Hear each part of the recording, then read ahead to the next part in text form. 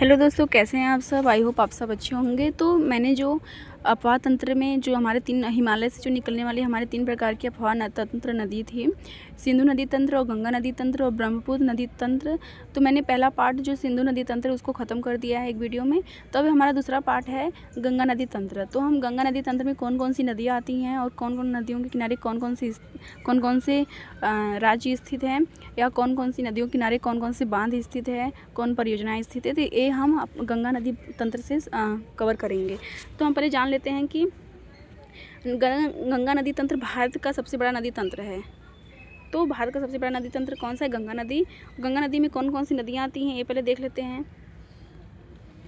तो गंगा नदी सतपथ हिमालय से निकली, अलकनंदा और गंगोत्री हिमनद से निकली, भागीरथी देवप्रयाग से मिलने के बाद संयुक्त रूप से गंगा कहलाती है। तो पहले आपको ये पॉइंट याद होना चाहिए कि गंगा नदी किससे निकलती, किस हिमनद से निकलती। तो ग से गंगा, ग से गंगोत्री हिमनद से निकलती। तो पहले तो ये हमारे एग्जाम में क्वेश्चन पूछता है।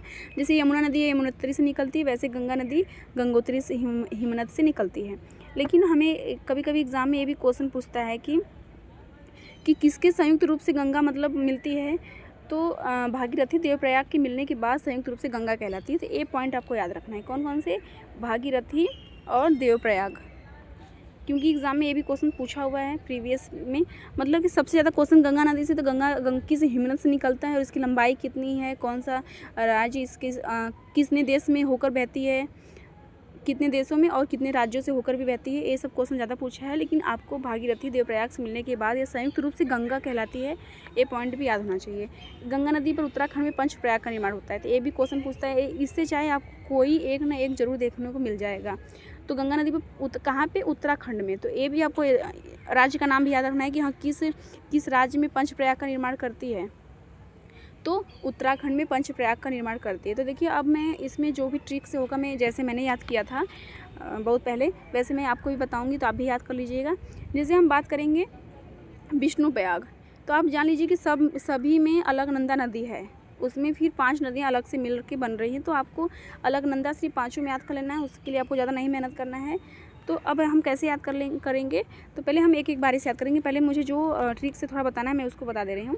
तो जैसे मेरा है कर्णप्रयाग, तो इसमें अलकनंदा आपको याद ही है, और पिंडार। तो देखिए जैसे कर्ण मतलब क्या होता है? कान होता है, और कानों में क्या पहनते हैं? पिन, जो पिन पहनते हैं ना, कानों में पिन पहनते हैं। तो उस पिंडार नदी आप ऐसे याद करते हैं कि कर्णप्रयाग, कानों में क्या पहनते हैं? पिन, तो पिन से पिंडार नदी। तो आप इसको ऐसे याद कर लेते हैं।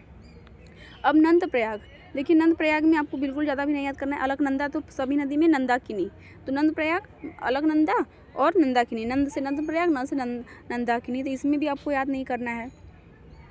अब देखिए रुद्र का मतलब शिव जी को समझ लीजिए, शंकर जी को। तो वो मंद मतलब कि जो मदिरा होता है वो खाते हैं ना। तो रुद्रप्रयाग, तो अलकनंदा और मंदाकिनी, आप इसको ऐसे भी याद कर सकते हैं। और देवप्रयाग और भागीरथी के मिलने से ही तो गंगा का संयुक्त रूप होता है। तो अगर आपको पहला वो याद किए रहे होंगे, देवप्रयाग और भागीरथी एक साथ याद किए हैं, क्योंकि संयुक्त रूप से गंगा कहलाती है देवप्रयाग और भागीरथी। तो आप इसको याद कर सकते हैं कि देवप्रयाग अलकनंदा से मिलकर क्या बना लेती है? भागीरथी बना लेती है। तो बचता है विष्णुप्रयाग। तो आप ट्रिक से एलिमिनेट करके अगर ऑप्शन को निकाल देंगे तो आपको पता चल जाएगा कि जो विष्णुप्रयाग है वो धौली गंगा। लास्ट में इसके में ही देख रही गंगा आया, तो विष्णु जी और गंगा माता। तो आप ऐसे याद कर सकते हैं। मैंने भी ऐसे रटा था, 1-2 बार देखा था, तो धीरे धीरे क्वेश्चन करते करते याद हो गया था। अब हमारा नेक्स्ट है कि गंगा नदी भारत की सबसे बड़ी नदी है। ये तो आपको पता होना चाहिए कि भारत की सबसे बड़ी नदी कौन सी है। तो गंगा नदी। और प्रायद्वीपीय भारत की नदी पूछेगी तो उसका अलग है। तो इसलिए सिर्फ आपको जब क्वेश्चन पूछेगा कि भारत की सबसे बड़ी नदी कौन सी है, तो गंगा नदी है। तो ये हमारा पॉइंट हो गया। अब इसके बारे में बात करते हैं कि हाँ, ये कहाँ से मतलब मैदानी भागों में प्रवेश करती है भारत के, कहाँ किस स्थान से? तो उत्तराखंड के हरिद्वार से। उत्तराखंड से हरिद्वार से कहाँ प्रवेश करती है? मैदानी क्षेत्रों में प्रवेश करती है, मैदानी भाग में प्रवेश करती है। तो ये भी आपको पॉइंट याद होना चाहिए। अब हमारा मोस्ट इंपॉर्टेंट पॉइंट है कि गंगा की सबसे बड़ी सहायक नदी कौन सी है? तो यमुना नदी। तो ये भी पॉइंट आपको याद होना चाहिए कि जो गंगा की सबसे बड़ी सहायक नदी कौन सी है? यमुना नदी है। और जो प्रयागराज में गंगा से मिलती है। तो ये भी इंपॉर्टेंट क्वेश्चन है। और आपको पता भी है कि जो हमारा प्रयागराज में तीनों नदियों का संगम है, तो उसी जगह यमुना, गंगा, सरस्वती जो 3 नदियां हैं, तो यमुना कहाँ मिलती है? गंगा में प्रयागराज से ही तो मिलती है, ये याद हो गया। अब यहाँ पे हमारा फरक्का बांध आ जाता है, क्योंकि फरक्का बांध भी है, फरक्का परियोजना भी है, तो इससे भी हमारा क्वेश्चन पूछता है। तो पहले आपको याद होना चाहिए कि जो फरक्का परियोजना है किस नदी पर है, तो गंगा नदी पर स्थित है। ये पॉइंट याद होना चाहिए कि गंगा नदी पर स्थित है फरक्का, और किस राज्य में है, तो पश्चिम बंगाल, ये भी क्वेश्चन पूछता है। और कितनी धाराओं में विभाजित है, हुगली और भागीरथी, तो ये भी क्वेश्चन दोनों पूछा है, ऐसा इसमें से कोई नहीं ना पूछा हो, तो आपको बिल्कुल भी याद होना चाहिए। तो आगे चलकर गंगा बांग्लादेश में पद्मा के नाम से जाना जाता है, ये तो मोस्ट इंपॉर्टेंट बिल्कुल भी याद कर लीजिएगा कि बांग्लादेश में गंगा नदी को किस नाम से जाना जाता है, तो पद्मा नदी के नाम से जाना जाता है। और पद्मा जो है ब्रह्मपुत्र नदी में मिलकर मेघना नाम से बहती हुई बंगाल की खाड़ी में डेल्टा का निर्माण करती है। मतलब कि पद्मा जैसे ही बांग्लादेश में प्रवेश करती गंगा नदी, तो पद्मा के नाम से जानते हैं, और जो पद्मा नदी वो ब्रह्मपुत्र नदी में मिलकर मेघना नाम से बहती है, कहाँ पे, बंगाल की खाड़ी में जाकर गिर जाती है। और जो पद्मा नदी है वो भी डेल्टा का निर्माण करती है। अब हमारा मोस्ट इंपॉर्टेंट क्वेश्चन आ गया, सबसे बड़ा डेल्टा, तो विश्व का सबसे बड़ा डेल्टा निर्माण कौन सी नदियाँ करती हैं, गंगा ब्रह्मपुत्र नदी। तो आपको बिल्कुल भी रटा होना चाहिए। और मैंने एक दो बार और किसी क्वेश्चंस में, मोस्ट इंपॉर्टेंट क्वेश्चंस में, जब मैं जीके जीएस का करवा रही थी, तो मैंने उसमें भी बताया था कि विश्व का सबसे बड़ा जो डेल्टा का निर्माण कौन सी नदी करती है, गंगा ब्रह्मपुत्र नदी, और जहाँ मैक्रो वनस्पति पाई जाती है, भारत का सबसे बड़ा मैक्रो वनस्पति भी पाया जाता है। तो ये आपको बिल्कुल भी याद होना चाहिए। और गंगा नदी राष्ट्रीय जलमार्ग 1 NH1 पे क्या है हमारा, प्रयागराज से हल्दिया तक स्थित है, याद होना चाहिए। अब कौन कौन से हमारे गंगा नदी पर स्थित प्रमुख शहर है, तो ऋषिकेश। अब वैसे तो ऋषिकेश हमारा उत्तराखंड में है, मतलब उत्तराखंड और यूपी के बॉर्डर में है, तो गंगा नदी के शहर पे ही, गंगा नदी तट पर ही कौन सा स्थित है, ऋषिकेश, हरिद्वार, कानपुर, प्रयागराज, कन्नौज, बक्सर, वाराणसी, भागलपुर, पटना इत्यादि। तो ये भी आप एक नज़र में देख लीजिए, याद हो जाएगा। अब यहाँ पे हम देख लेते हैं गंगा की सहायक नदियाँ। कभी कभी इससे भी क्वेश्चन पूछता है कि कौन सी दाएं से मिलती हैं, कौन सी बाएं में, तो ये भी हमें याद होना चाहिए। तो बाएं तट पे हम देख लेते हैं कि कौन कौन सी नदियाँ मिलती हैं। तो बाएं तट से मिलने वाली नदियाँ कौन कौन सी हैं, रामगंगा, गोमती, घाघरा, गंडक, कोसी, महानंदा। तो ये सब आपको लिख कर याद करना पड़ेगा, तभी आप याद कर पाएंगे। अब देख लेते हैं दाएं तट से हमारा कौन सी मिलती है। दाएं तट से हमारा यमुना के लिए पूछता है कि यमुना किस तट से होकर मिलती है, तो दाएं तट से मिलती है। तो यमुना के लिए क्वेश्चन पूछता है, टोन्स के लिए पूछता है, तो हमारा यमुना, सोन, टोन्स जिसे तमसा से भी नाम से जानते हैं, कर्मनाशा, पुनपुन, ये सब हमारा नदी दाएं तट से हैं और बाएं तट से हैं। तो ये सब आपको याद होना चाहिए, क्योंकि एग्जाम में कुछ भी क्वेश्चन पूछ देता है टॉपिक। अब हमारे हैं, तो मैंने अभी बताया कि बाएं तट से कौन सी नदी मिलती हैं, उनके नाम एक साथ थे, और दाएं तट से थे उसके नाम थे। तो अब जो हमारे बाएं तट से जो हमारी रामगंगा नदी मिलती है, तो उसके बारे में पता कर लेते हैं कि वो कहाँ से निकलती है और कौन से शहर उसके किनारे स्थित हैं। तो आइए देखते हैं कि जो रामगंगा नदी है वो कहाँ से निकलती है। तो कुमायूं हिमालय से, गढ़वाल की पहाड़ियों से निकलती है। तो कभी रामगंगा नदी के बारे में उतना क्वेश्चन नहीं पूछता है जितना कि गंगा, यमुना और टोन्स, ये सब मानस नदी के बारे में सब पूछता है। उतना रामगंगा नदी के बारे में नहीं पूछता, लेकिन आप देख लीजिएगा, क्योंकि कुछ भी एग्जाम में क्वेश्चन पूछ देता है। और इसी नदी के तट पर जिम कॉर्बेट राष्ट्रीय पार्क है। वैसे तो जिम कॉर्बेट जो पार्क है वह उत्तराखंड में स्थित है, लेकिन जो रामगंगा नदी है मतलब कि उसके बॉर्डर उत्तराखंड यूपी के बॉर्डर पर ही होती होगी, इसलिए जिम कॉर्बेट राष्ट्रीय पार्क कहाँ पर है, रामगंगा नदी के किनारे स्थित है। रामगंगा नदी जल परियोजना उत्तराखंड में स्थित है, तो ये भी पॉइंट याद कर सकते हैं। यह नदी कन्नौज के निकट गंगा में मिल जाती है। ये हमारे एग्जाम में क्वेश्चन पूछा हुआ है कि रामगंगा नदी किस जगह से गंगा में मिल जाती है, तो कन्नौज के निकट से। एक क्वेश्चन आपको बिल्कुल भी याद होना चाहिए। अब देख लेते हैं हमारा गोमती नदी। तो गोमती नदी जो है उत्तर प्रदेश के पीलीभीत जिले के फुलझर झील से निकलती है। तो ये हमारा गोमती नदी के बारे में पूछा है कि किस झील से निकलती है, तो फुलहर झील। तो ये पॉइंट आपको याद होना चाहिए। और किस जिले के, तो पीलीभीत जिले के। इसमें आपका यूपी जीके में जो हमारा नदी से भी क्वेश्चन पूछता है, तो वो भी कवर हो जाएगा, क्योंकि जो गंगा नदी तंत्र की नदियाँ हैं वो ज़्यादातर उत्तर प्रदेश में ही सबसे ज़्यादा नदियाँ हैं, उसकी सहायक नदियाँ, इसलिए यूपी जीके में भी आपके लिए इंपॉर्टेंट हो जाता है।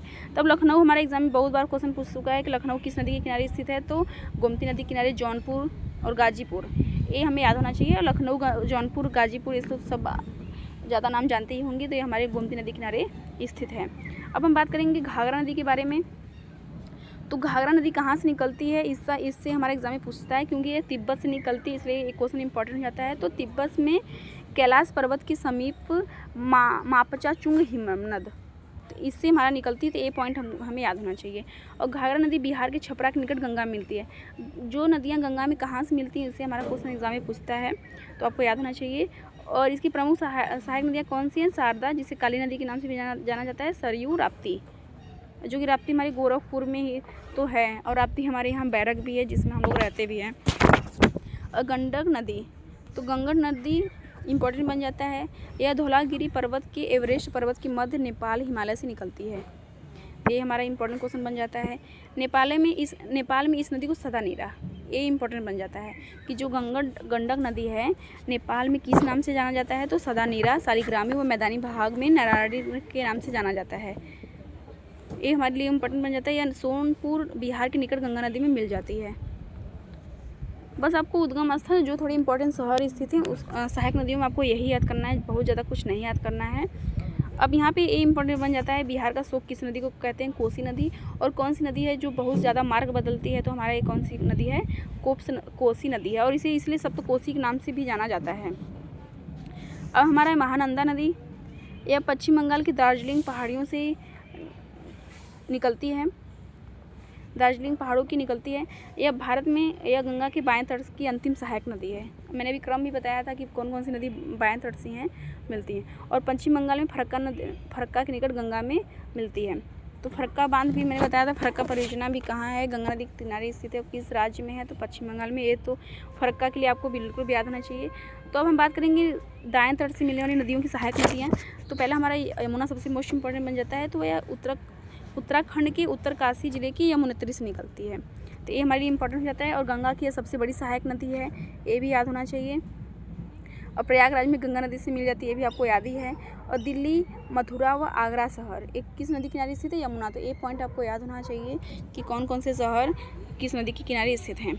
और यहाँ पे यमुना की सहायक नदियों से हमारा क्वेश्चंस एग्जाम में डेफिनेटली क्वेश्चन देखने को मिलता है। तो यमुना की सहायक नदी कौन कौन सी है? चंबल सबसे मोस्ट इंपॉर्टेंट, बेतवा, केन, ये तीनों आप रट लीजिएगा बिल्कुल भी।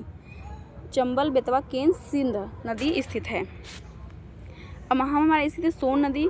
तो सोन नदी के बारे में पूछता है मोस्ट इंपॉर्टेंट क्या कि ये किस पहाड़ी से निकलती है? तो अमरकंटक पहाड़ियाँ से। तो अमरकंटक की पहाड़ियाँ हैं भी कहाँ, किस राज्य में हैं? तो मध्य प्रदेश राज्य में हैं। तो अमरकंटक पहाड़ियाँ कहाँ से पहले तो 2 पॉइंट याद हो गया कि सोन नदी कहाँ से निकलती है? अमरकंटक पहाड़ी। और अमरकंटक पहाड़ी कहाँ पे स्थित है, किस राज्य में स्थित है? तो मध्य प्रदेश में। और इस नदी घाटी में सोने के, देखिए सोन नदी नाम है तो सोने के कण भी पाए जाते हैं, इसलिए इसे सोन नदी भी कहा जाता है। और गंगा में कहाँ मिलती हैं? तो पटना के समीप दानापुर में गंगा नदी में मिल जाती है। कौन सी? गंडक नदी। क्योंकि जो गंगा नदी है वो बिहार में भी बहती है, उत्तराखंड में भी बहती है, ऐसे करके 5 राज्य में बहती है, और एक हमारा जो देश है बांग्लादेश उसमें भी बहती है। अब सोन नदी की सहायक नदियाँ आपको रिहंद याद होना चाहिए और कनहर भी याद होना चाहिए, क्योंकि एग्जाम में ये भी क्वेश्चन पूछता है। अब हमारी आ जाती है तमसा नदी, जिसे टोंस नदी की भी कहते हैं। तो टोंस नदी के लिए पूछता है इंपॉर्टेंट, मतलब देखिए जो सोन नदी है अमरकंटक की पहाड़ियों से उद्गम स्थल से हमारा क्वेश्चन देखने को जरूर मिलता है। तो टोंस के लिए हमारा कैमूर पहाड़ियों में स्थित से निकलती है, ये भी हमारे एग्जाम में क्वेश्चन पूछता है। तो ये रहे हमारे गंगा नदी तंत्र के मोस्ट इंपॉर्टेंट क्वेश्चन जो आपको बिल्कुल भी याद होने चाहिए। तो ऑल दी बेस्ट आप सभी को।